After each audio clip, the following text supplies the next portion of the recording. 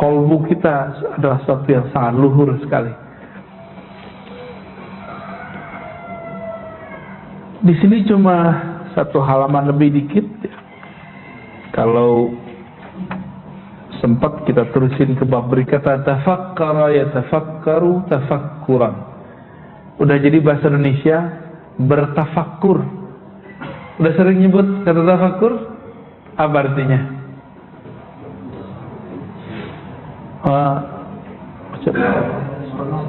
Merenung, introspeksi, muhasabah, ya, merenung, ya, deket-deket lah semua, ya. Tapi kalau kita ambil lagi, fakkara, berfikir, tafakkur, mencari di balik yang difikirkan, di balik yang kita lihat. Maka tafakkur ini, kalau fakkara itu sebenarnya mengajarkan cara berpikir, tapi tafakkur mencoba mencari makna dari sesuatu, itu tafakkur. Ini sebenarnya apa ini, gitu. Itu tafakkur. Namun tafakkur itu kepada objek alam. Jadi tafakkur itu melihat alam. Itu tafakkur. Ada satu lagi temannya tadabbur. Tadabbur itu kepada dalil Quran. Jadi dalil Quran ditadabburi, jangan dibalik.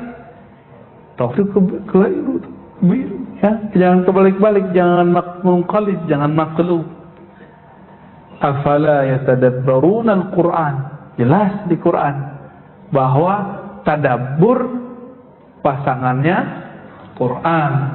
Kalau tafakkur fi khalqis samawati wal ard, mengenai penciptaan langit dan bumi.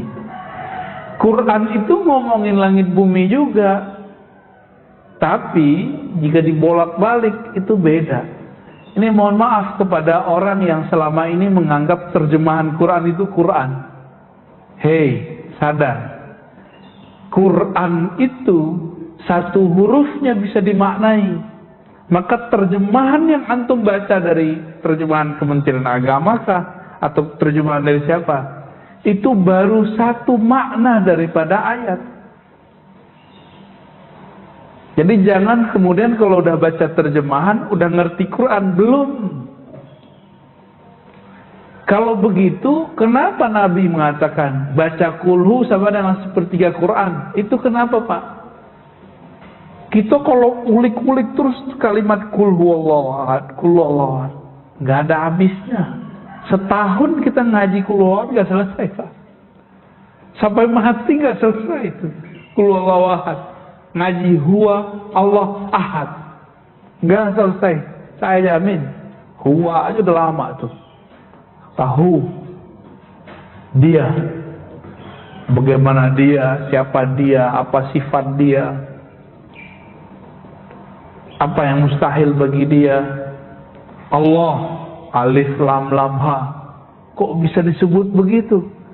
Dalam bahasa lama Allah juga. Makanya beberapa aliran, kalian jangan sebut-sebut nama Tuhan kalian Allah. Allah itu bahasa kami. Lah bukan begitu. Gak ngerti sejarah bahasa dia berarti. Ini bahasa Semit namanya.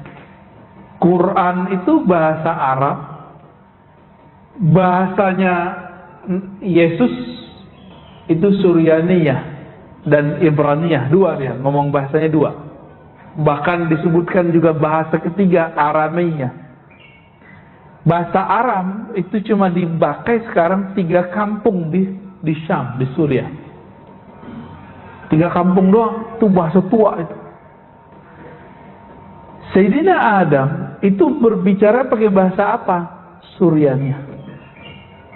Itu bahasa paling tua di alam semesta.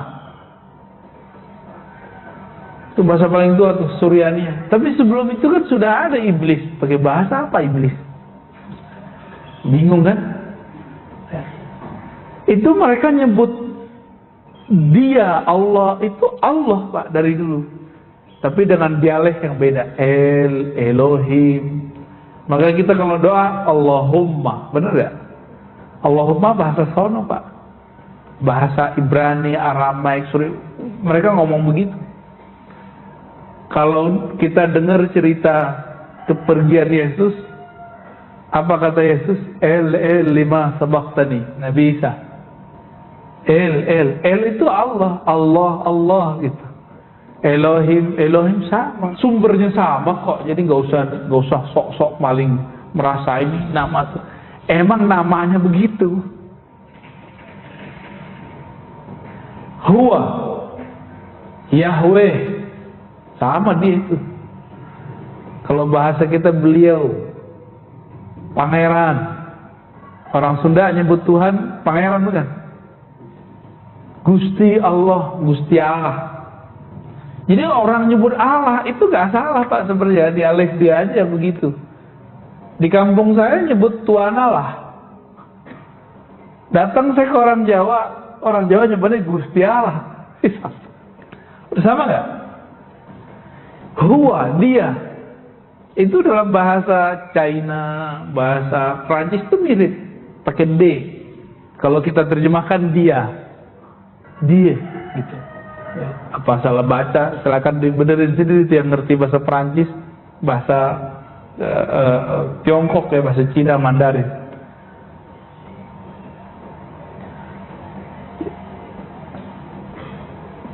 Jadi teks yang kita baca, lalu ada terjemahannya, itu baru satu makna. Kalau terus didalami, wajar kalau kulhu itu sepertiga Al-Quran. Jadi rumus-rumus begitu ada dalam Quran. Baca ini sama sepertiga Quran. Baca ini sama dengan Quran semua. Tapi nggak ada kan hadisnya? Baca satu surat sama dengan membaca semua Quran. Baca satu ayat sama dengan baca satu Quran. Nggak ada kan? Tapi oleh orang yang mengerti ilmu kulhu tadi, mereka tahu surat apa itu, ayat apa itu. Gak boleh saya sebut Pak. Ya, ntar nggak mau baca Quran lagi. Ntar baca yang satu ayat itu aja lah. Salah paham. Maksudnya bukan begitu. Kedalaman satu ayat itu adalah kedalaman Al-Quran dari awal sampai akhirnya. Itulah maksud dari seorang imam ahli sholawat namanya Sidi Ahmad Tijani. Ini sering dinukil, dipelintir oleh kelompok anti sufi. Sidi Ahmad Tijani itu pernah berkalam, sholawat Al-Fatih lebih afdol dari Quran dibaca 6 kali khatam. Dibulilah, disesatkanlah kalam beliau ini. Padahal maksud beliau bukan begitu. Orang kalau baca Quran, hatinya nggak berkoneksi kepada Allah, kepada Quran. Dia baca Quran 6 kali, terus dibandingkan dengan satu sholawat, tapi dia merasakan keagungan yang disolawati. Maka lebih afdal ini 6 kali. Itu maksud beliau begitu. Bukan berarti sholawat Al-Fatih lebih tinggi dari Al-Quran. Itu sholawat Al-Fatih namanya Pak. Allahumma salli ala sayyidina Muhammadin al-Fatih lima ulika wal khatim lima sabaq nasril haqqi bil haqqi wal hadi ila siratal mustaqim wa ala alihi haqqa qadri miqdaril azim.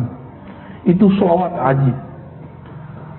Sholawat itu menyebut Nabi itu Al-Fatih, artinya penakluk. Kalau Al-Fatih yang ini nanti di akhirat semuanya, semua umat, semua nabi itu sedang menunggu syafaat. Akhir nyari Nabi Adam. Nabi Adam bilang, saya nggak bisa bantu kalian. Malah karena akulah kalian terusir dari surga. Tawaduknya Nabi Adam.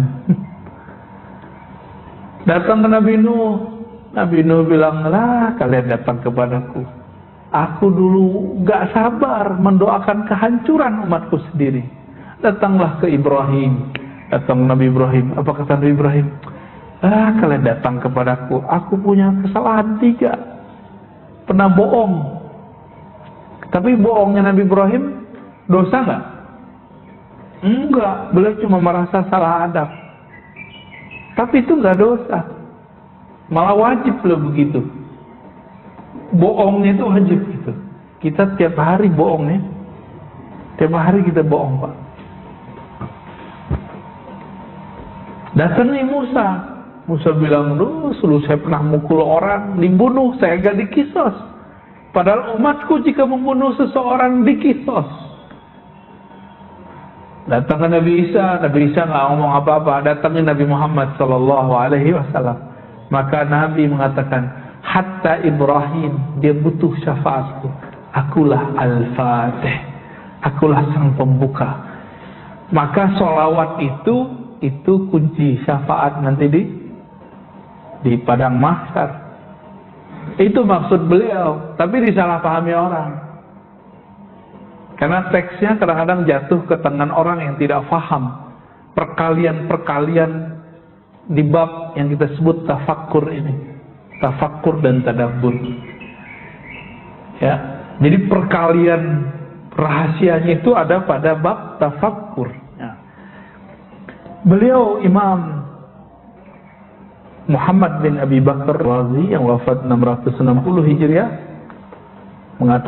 menyebutkan dua ayat, ya.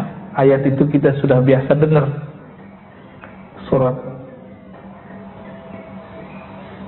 banyak ini ya. Ini ada di surah Ar-Ra'd ya. Surah Ar-Ra'd ayat 3. Ayatil liqaumi yatafakkarun, di ujungnya. Sesungguhnya pada demikian itu ayat adalah ayat. Apa arti ayat? Tanda, ada sinyal, ayat ya. Ayat itu nomor ya, surat sekian, ayat sekian. Itu bahasa Indonesia, tapi ayat bahasa Arab itu dari kata ayah. Ayah artinya mana yang menunjukkan dia, gitu. Karena orang Arab tuh kalau nanya ya ayyu syai, mana, di mana, manakah. Nah, maka ayat ya. Ini beberapa ulama mengatakan seperti itu ya. Tapi beberapa yang lain mengartikan ayat bukan dari kata memang tanda-tanda. Sesungguhnya yang demikian itu adalah tanda. Berarti tanda tentang Allah itu banyak. Tapi siapa yang mampu menangkap? Hanya satu golongan. Qaumin yatafakkarun, kaum yang berfikir. Kaum yang berfikir. Di ayat berikutnya, ayat keempat, surat Ali Imran 191, wa yatafakkaruna fi khalqis samawati wal ard. Mereka bertafakkur mengenai penciptaan langit dan bumi. Gak usah lihat langit bumi yang di atas. Langit bumi itu kita. Tentang cerita kita itu. Matahari jam sekian terbenam, jam sekian terbit. Musim bulan apa hujan gitu. Itu bisa nggak membaca itu? Dulu ada orang bisa membaca itu, muncullah namanya dalam bahasa Jawa misalnya weton. Itu hasil membaca itu sekian tahun. Jadi aslinya itu bisa diilmiahkan. Cuma belakangan dipercaya, padahal itu cuma kebiasaannya, kira-kira begitu. Bukan untuk dipercaya, untuk jadi panduan. Karena belum ada alat canggih sekarang ramalan cuaca misalnya. Belum ada kalau orang Jepang itu kalau mau kerja atau mau nikah, dia ngetes darah, Pak. Cek darahnya dia sama pasangannya apa. Atau dia mau kerja, ini karakternya apa nih yang cocok dengan darahnya. Itu mereka sudah sampai ke sana. Kalau di kita dibilang syirik, padahal di sono dipelajari dan ilmiah. Itu ilmiah. sangat-sangat ilmiah. Kita kan senangnya yang bau-baunya barat, bau-baunya Cina, Feng Shui.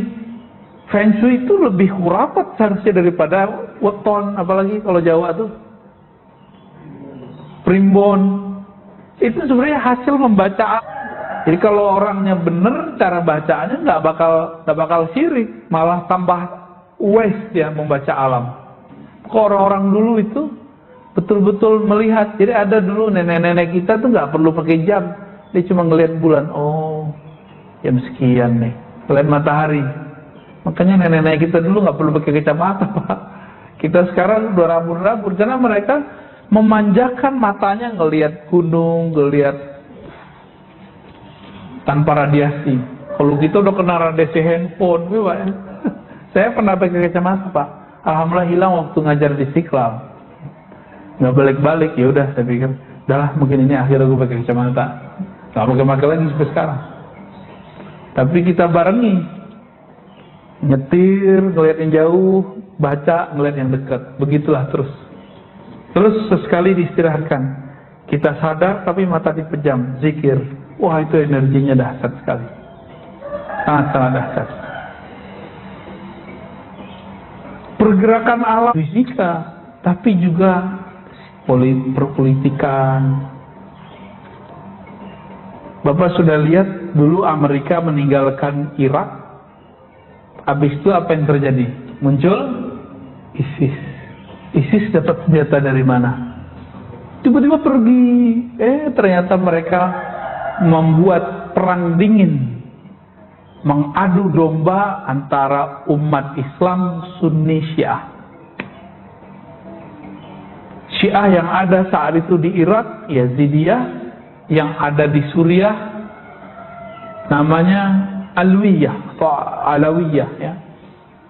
Kelompok yang meyakini, dan itu kemudian dituduhkan kepada presidennya. Ini kan beda nih sekarang kan, coba lihat. Ini mohon maaf ngomong politik dikit, Pak. Ini kita baca alam. Waktu presiden Afgan kejadian seperti ini, dia lari nggak? Lari. Nggak tahu mana yang benar, Pak. Nanti jawab sendiri. Dia mikir nih, presiden Afgan sekarang, kalau aku nggak lari, nanti perang saudara. Alasan dia.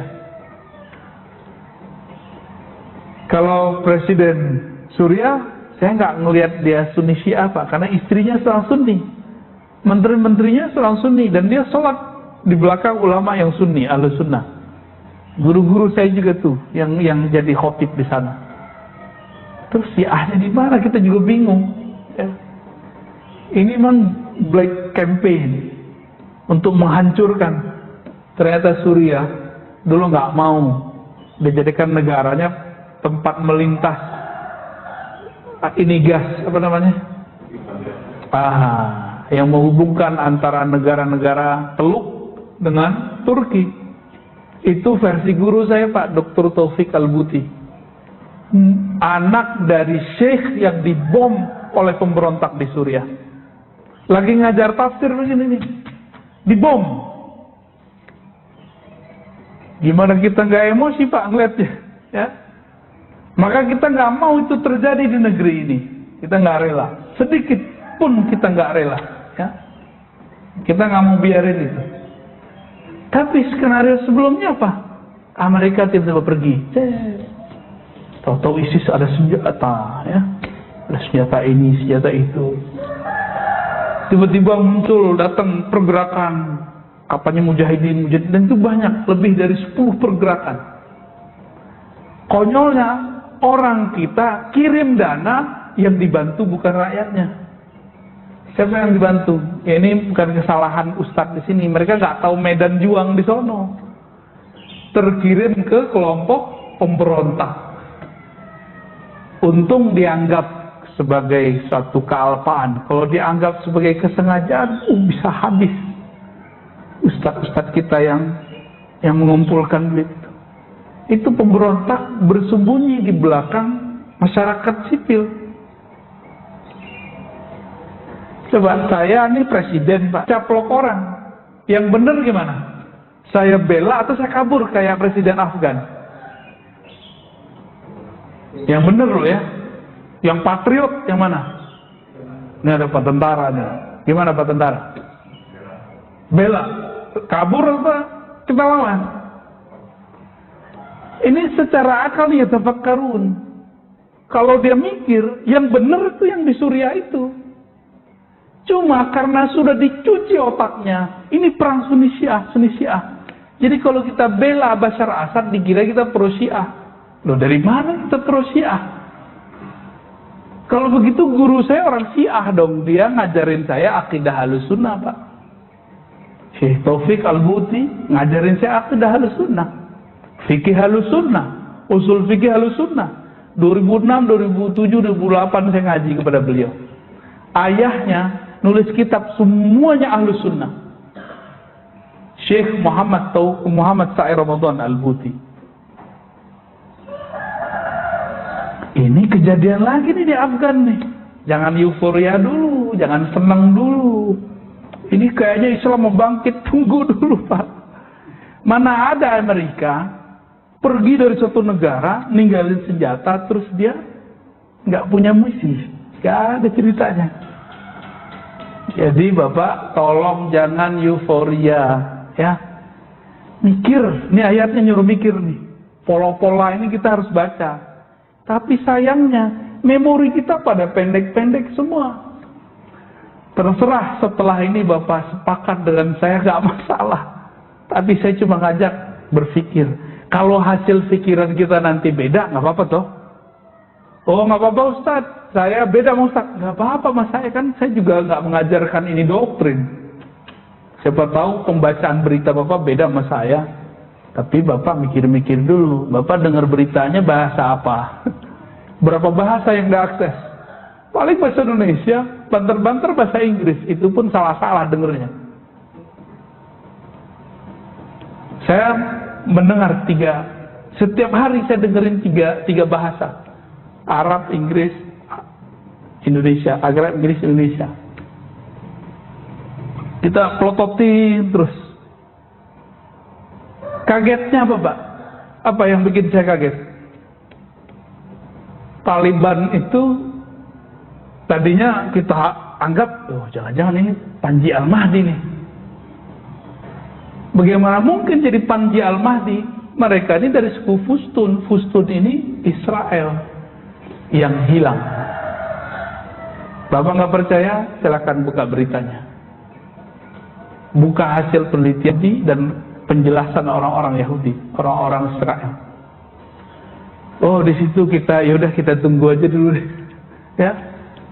Maka jubirnya namanya siapa? Zabihullah. Itu nama-nama, bukan nama-nama orang-orang Arab itu, Pak.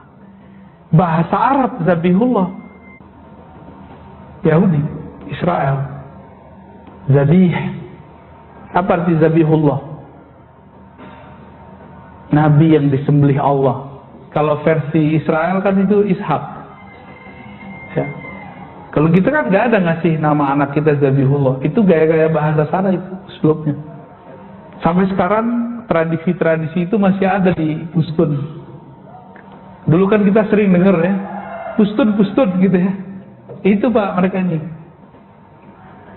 Nah, ini sekedar opini aja. Siapa tahu Bapak juga nanti nonton berita. Jangan cuma nonton TV One, Metro TV. Itu terlalu biasa Pak. Sesekali dengerin yang Arab, bengongan. Shadaqallahul azim. Paling gitu. Ya. Bukan gagah-gagahan Pak, beneran. Ya. Saya serius. Kita serius. Dulu terjadi, ini sunatullah, ngajak kita berpikir. Waktu terjadi di Suriah, Irak itu, saya hampir setiap hari saya dengar dari berita-berita sana. Emang simpang siur. Satu A, satu B. Ini pun opini saya bisa salah, ya. Ini bisa salah karena ini bukan suci ya. Ini kan baru usaha menangkap ini rahasia apa di sini nih. Tapi Bapak kalau perang ideologi, komunis lawan apa? Lawan liberal. Dulu liberal ya. Sosio apa? ya komunis sama ya Syuyu'i ya. Ya apalagi itu macam-macam namanya. Nah, kalau sekarang beralih dari perang ideologi kepada perang teologi, dan itu sudah berhasil di Irak, berhasil di Suriah. Tapi alhamdulillah di Suriah guru-guru saya masih banyak yang hidup. Cuma ada anak yang dibunuh, ada ponakan yang dibunuh, ada guru dari guru kita mati. Siapa aja yang pro kepada negaranya dianggap Syiah dan kafir oleh orang di sini. Jadi 2013 Syekh Taufik Al-Buti guru kami yang ahli sunnah ini, dia bukan orang Syiah. Dia bapaknya baru meninggal Pak, baru habis dibunuh sama kelompok pemberontak. Beliau diundang lah, dia cuma senyum ngeliat beliau nangis. Tiba-tiba lagi asik Stadium General, ada orang gak punya adab nanya, Syekh, ente ini pro Asad atau anti Asad? Gitu nanya. Ente pro presiden ente atau anti? Beliaunya orangnya kalau ngomong bisa nangis Pak. Ngomong bab sholat aja nangis, ngomong taharah nangis. Sekarang ditanya begitu sama anak kurang ajar dari Indonesia, nggak ada perasaan dia. Jadi ternyata pergerakannya hati-hati. Muncul kecenderungan di negeri ini, kalau beda politik, beda iman. Ya, berarti ada bibit-bibitnya di negeri kita ini. Beda politik, beda iman. Bener nggak? Udah muncul belum 2019? Muncul. Cuma karena beda politik bisa tengkar di masjid, bisa tengkar saudara dengan saudara. Ini saya ulang-ulang terus Pak, supaya Bapak nanti 2024 sadar lagi. Karena ini tambah parah terus, tambah parah terus. Ini udah mulai dibuat garis besar ini, pembeda. Orang yang berpikir emang orang emosi, orang kalau bertindak dulu baru mikir, namanya apa tuh? Ya, nama jeleknya apa? Bertindak dulu baru mikir, jeleknya apa tuh kalau bahasa Betawi itu? Sebutin ini lah Pak ya. Tapi orang kalau dia betul-betul menghayati Al-Quran, dia akan paham pola-pola ini. Dan jangan sampai itu terjadi di negeri kita. Bapak siap menjaga negeri kita, siap menjaga anak-anak kita, adik-adik kita, ya. Jadi jangan terbakar euforia. Itu aja harapan saya. Ya. Ini setelah ini mungkin saya akan diserang dari kiri kanan Pak. Opini, dikata-katain, mental kita dihabis-habisin. Tapi insya Allah lah. Innallaha ma'ana. Allah bersama kita. Ya. Kenapa? Allah nyuruh kita berpikir. Di balik pikiran itu Allah, sudah selesai, dekat sekali dengan Allah itu. Maka nur ini, tapi meskipun kita berani, kita dikit. Nah, siap nggak nanti jadi fi'atun qalilah, kelompok yang sedikit tapi berpikir, daripada orang-orang yang langsung bertindak tapi dia nggak mikir. Pilih mana Pak? Umar kirim 4 orang tapi sama dengan 1000. 4 orang tuh mikir dulu dia mau diapain. Yang 1000 berbuat dulu baru mikir. Dikirim ke sana supaya yang 1000 diajar mikir dulu. 4 sama dengan 4000. Akhirnya yang 4000 ini bisa mikir dulu yang benar. Dia melatih lagi orang-orang setelahnya. Berlipatlah tentara umat Islam di Mesir saat itu. Itu dahsyatnya. Apa yang difikirkan? Ayat, tanda-tanda. Tanda-tanda itu berulang aja Pak, berulang pola-pola. Jadi kalau saya menerjemahkan, sesungguhnya pada yang demikian itu pola-pola yang dipahami oleh orang-orang yang berpikir. Ya. Kita doakan negeri ini, walaupun saya bukan PNS Pak ya, saya bukan pegawai pemerintah. Saya swasta. Saya mungkin paling mudah kalau mau ngajak orang berontak, paling mudah. Tapi enggak, saya cinta negeri ini. Saya sangat mencintai negeri ini. Karena di negeri ini kita bisa ngajian, bebas maulidan, bebas ngumpul-ngumpul. Itu dijaga bener di sini. Bener nggak? Bedanya di sini berita COVID-nya banyak, gitu aja Pak. Ya, di negara maju sekarang di Timur Tengah, Dubai, itu nggak ada berita COVID. Aman, negara paling soleh sedunia, Hadramaut, Tari, itu kayak nggak ada COVID. Itu tempatnya Maulana Habib Umar. Semoga negeri ini ke depan bisa sampai begitu ya. Nggak usah ada berita COVID. Ada orang COVID, tapi jangan ada beritanya. Jadi kita waspadanya dengan cara yang waras lah. Ya. Baik, gimana Pak? Kayaknya kebakar nih ya. Suatu saat Bapak diajak jihad menjaga negeri ini, siap nggak? Takut ya? Kalau yang muda ini belum kawin, siap nggak? Harus siap. Siap itu kolbunya memang dimantepin, dikunci rasa takut itu, dibuang rasa takut itu. Satu saat akan muncul saat-saat begitu, momen-momen begitu. Agama ini kan satu aja yang belum sempurna, jihad, perang. Sekarang jihad apa Pak? Jihad opini. Ini saya setelah ngomong begini, Bapak sudah paham cara berpikir saya ya. Saya kalau sudah begini nggak mundur lagi Pak. Karena ini sudah perang. Mundur dari perang berarti sama dengan al-firar minaz-zahf, itu dosa besar. Jadi dalam akidah Ahlussunnah ada 7 dosa besar. Nomor 7-nya itu melarikan diri dari perang, melawan keributan itu, melawan euforia itu, karena harus memahami pola-pola tadi ya. Jadi apa arti ayat? Salah satunya pola-pola kehidupan. Pola-pola kehidupan.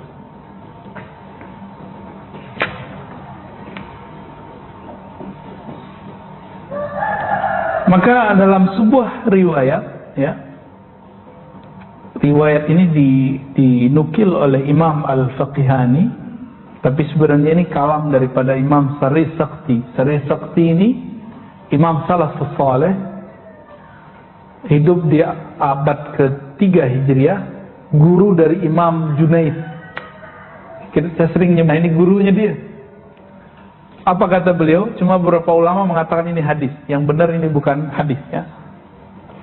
Tafakkur sa'ah khairun min ibadati sana. Berdasarkan ayat tadi, kata Imam Sari Sakti, bertafakkur sesaat saja itu lebih baik daripada ibadah 1000 tahun atau ibadah setahun tapi nggak ada tafakkur, nunggak tapi nggak ada tafakkurnya. Dan ini terbukti, orang nanti banyak yang soleh secara fisik, tapi dia nggak ada kecerdasan spiritualnya, nggak ada. Akhirnya emosi, beda sama dia kata-katai neraka. Nah, ini udah mulai muncul nih. Maka saya kasih tahu Pak dari sekarang, musuh kita nanti bajunya sama kayak kita, sama-sama pakai kopiah. Untung lagi nggak pakai kopiah ya. Ya maksudnya sama-sama baju orang sholat lah, sama pakai baju koko, pakai sarung, pakai gamis, sama-sama berjenggot nanti sama Pak. Bedanya mereka khawarij. Ciri-ciri khawarij berontak. Berontak itu belum mungkin bukan berontak negara, tapi sekarang mulai menggugat dasar negara tuh. Gawat kan? Mulai mengatakan Pancasila syirik. Berarti dia nggak ngerti Pancasila kan Pak? Pancasila syirik. Coba, ayat Pancasila pertama apa kalimatnya? Ketuhanan Maha Esa. Di mana syiriknya, bro? Jadi dia cuma dengar dari seseorang di luar sana, tidak mempunyai falsafah selain Quran. Loh, Quran itu terlalu banyak, maka harus disarikan terjemahan dari kulhu, jadilah sila pertama, kan begitu. Ketuhanan yang Maha Esa. Ketuhanan yang Maha Esa, syirik di mana? Ya nggak paham. Dulu kan saya kemakan itu, Pak. Saya sempat kemakan secara teologis dan ideologis kemak dulu. Alhamdulillah Allah selamatkan. Ya. Maka sekarang kita gergetan kalau ada orang yang kok mengulangi kesalahan kita yang lama gitu.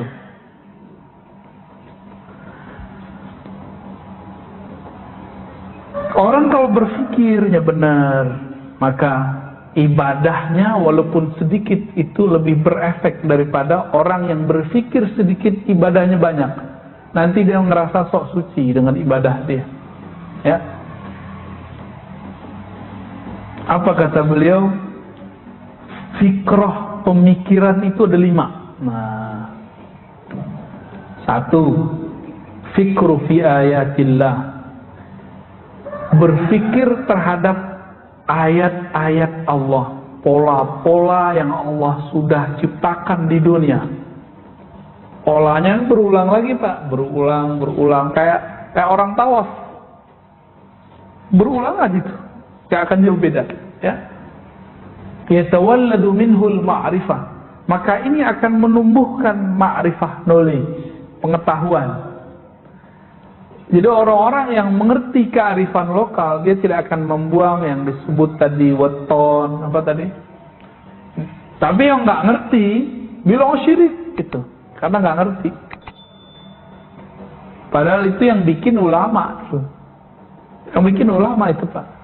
Yang bukan ulama tuh zodiak namanya, tapi prinsipnya nggak jauh beda.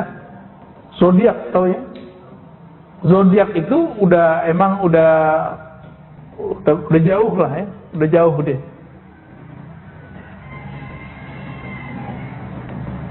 Itu pertama.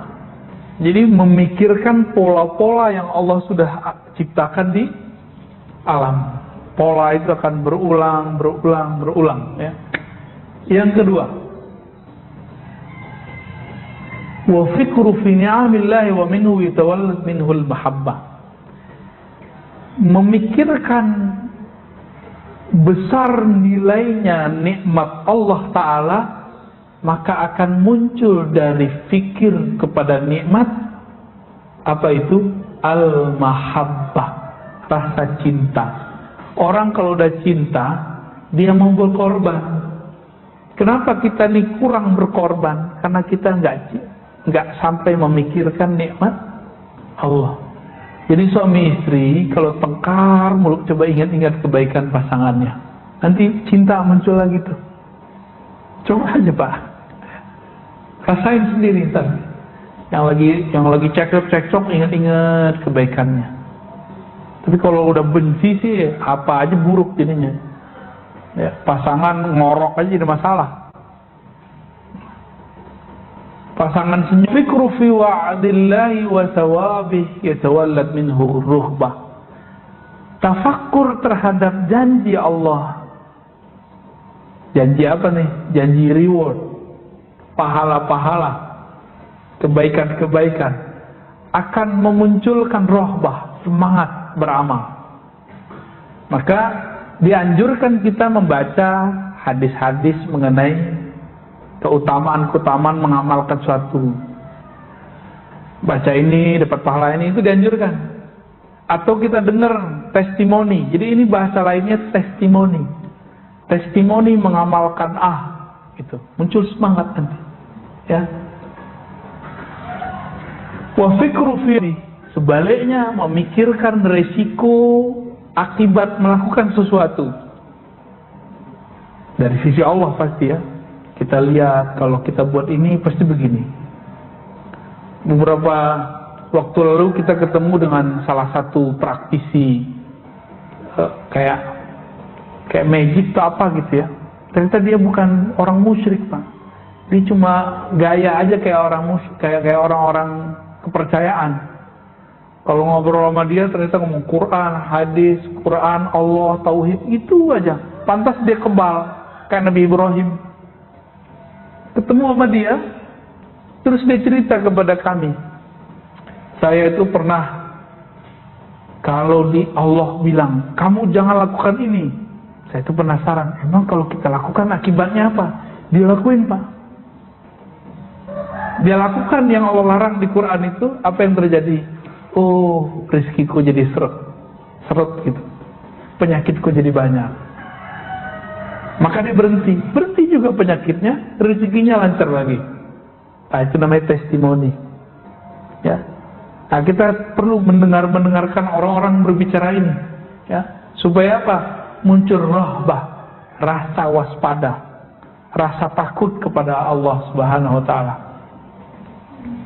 Udah berapa tuh? Udah 4 ya. Yang kelima, insani fi janbillah yatawalladu minhul haya wan nadamah. Ya. Memikirkan, nah mirip seperti yang dikatakan tadi. Sikap berlebihannya seseorang di sisi Allah, ya, akan membuatkan kita ada rasa malu, ya. Jadi orang-orang yang mengenal tidak membawakan dirinya dipandang oleh Allah, ya.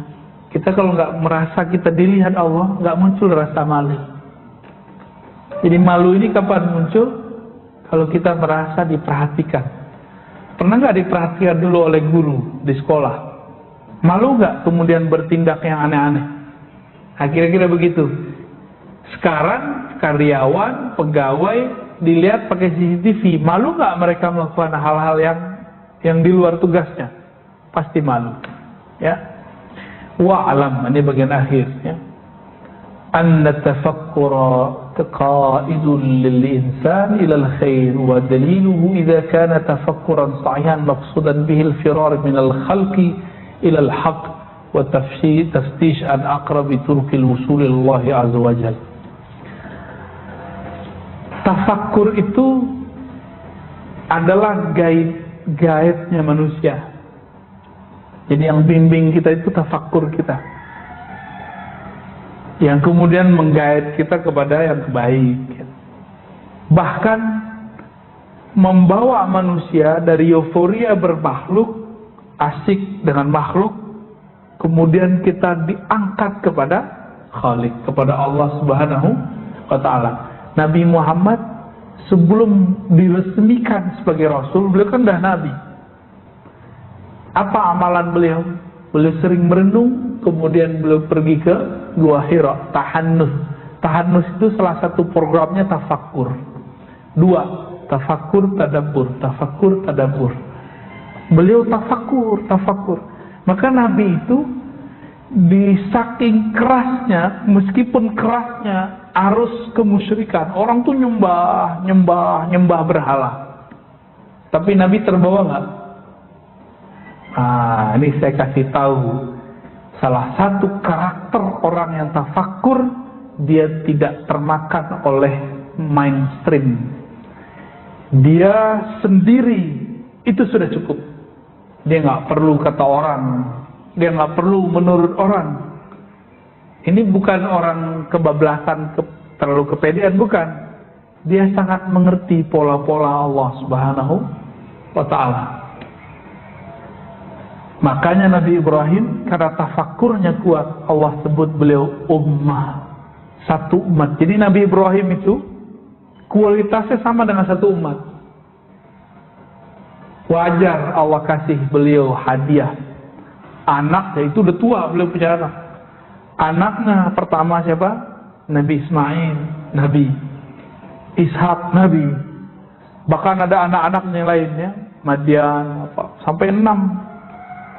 Dari Jarur Siti Konturah. Jadi anak beliau dari Siti Konturah itu 6 atau 4, itu banyak. Anak-anaknya sampai ke negeri kita. Jadi bapak-bapak ini mungkin keturunan Nabi Ibrahim jalur Siti Konturah. Mungkin loh Pak ya. Jangan gear dulu. Pasang Habib berarti depan. Enggak begitu Pak ya.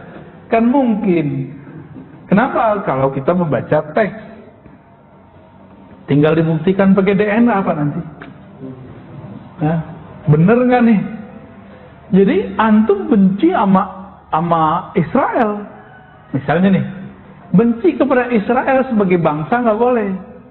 Tapi benci kepada Zionis yang mereka merusak alam ini, itu boleh, bahkan wajib kalian. Itulah yang disebut al-Yahud di Quran, lan tarda ankal Yahud. Yahudi nggak bakal ridho kepadamu, itu Yahudi Zionis. Pakai alif lam di situ. Di Zionis maksudnya.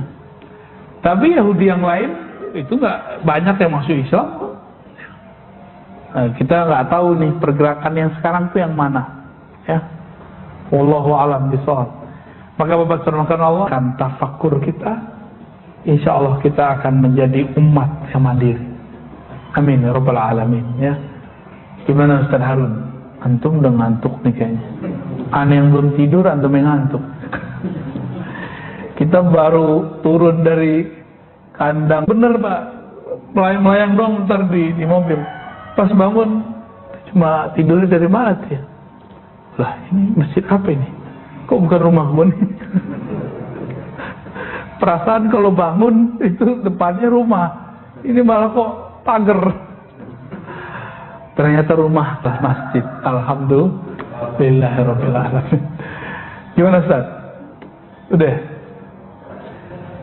Kita tutup dengan baca salawat. Allahumma salli ala Nabi Muhammad. Subhanakallahumma wa bihamdika asyhadu an la ilaha illa anta astaghfiruka wa atubu ilaik. Mohon maaf